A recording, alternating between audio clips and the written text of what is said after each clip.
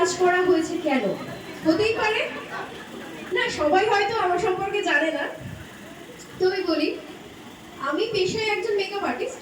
এছাড়াও এই যে দেখছো আমার মাথায় চুল নেই, আমার এখানে একটা রোগ, এটার নাম অ্যালোপেশিয়া। তো এটা ছোটবেলায় যখন চুল ঝরে যায় তারপরে অনেকবার ট্রিটমেন্ট করা হয়, বহু লক্ষ লক্ষ টাকা খরচা করেও কিছু হয়নি। তো তারপর আমি ডিসিশন নিলাম যে আমি এইভাবেই চলবো। দেখো, আমাকে যতটুকু দেখছো, আশা করি টাকা পয়সার দিক থেকে মানে যেইটুকু সামর্থ্য আছে আমি নিশ্চয়ই মাথায় চুল পড়তে পারি, পারি তো। কিন্তু আমি এখানে পড়ে আসিনি কেন?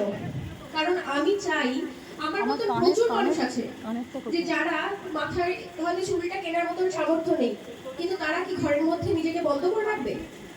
আমি কখনোই সেটা চাই না। আর সেই জন্যই কিন্তু আমি সবার সামনে এইভাবে ন্যাড়া মাথা এই করেই কিন্তু সকলের সামনে বেরোই।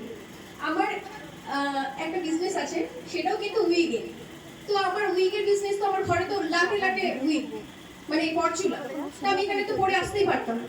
কিন্তু এখন মানুষ এতটুকু যদি চুল উঠে যায়, সে এত ডিপ্রেশনে চলে যায়। কিছু কিছু মানুষ আছে যাদের হয়তো মানে শারীরিকভাবে দুর্বল, হয়তো কারোর হাত নেই, কারোর পা নেই, সেই দিক থেকে তো আমি অনেক ভালো আছি। আমি কথা বলতে পারছি, আমি তো বোবা নই, আমি অন্ধ নই, আমি চোখ আছে। তো সেই সমস্ত মানুষগুলোর থেকে তো আমি ভালো আছি। তো তোমরাও নিজেদেরকে সেইভাবে আমাকে দেখে এইটুকু ভাবো যে ওর মাথায় চুললে ও যদি এত কনফিডেন্স নিয়ে চলতে পারে, তো আমাদের যদি সামান্য আমার গায়ের রং বা আমার হাইট বা কোনো রকম শারীরিক দুর্বলতা থাকে, সেটা কিসের জন্য? কি এত এত ভাবনার কিছু নেই।